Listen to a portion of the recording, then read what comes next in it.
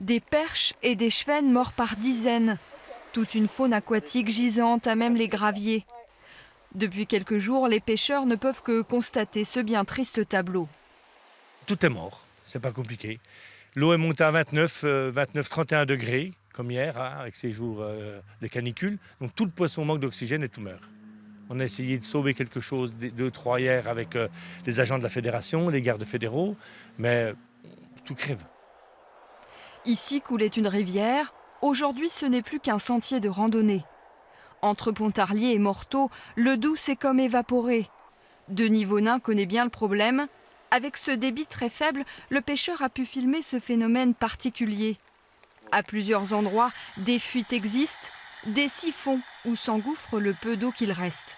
Les conséquences pour lui, d'activités humaines passées tournées vers une économie du bois. On pense que les pierres du Doubs ont été ôtées pour faire passer des bois. On pense aussi que le Doubs a été redressé à certains endroits pour gagner du terrain, pour gagner ceci, cela.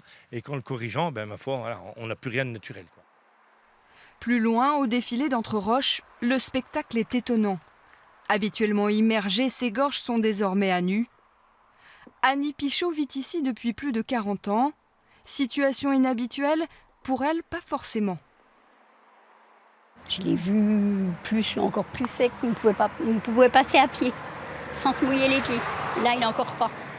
Mais entre roches, tout ça, c'est vrai que c'est exceptionnel, hein, il n'y a vraiment pas d'eau. Pour maintenir un débit acceptable, en amont, plusieurs lâchers d'eau du lac Saint-Point sont effectués régulièrement. Mais insuffisants. Au-delà de la sécheresse, le syndicat des eaux du Haut-Doubs a lancé une étude pour tenter d'apporter des réponses et préserver cette vallée.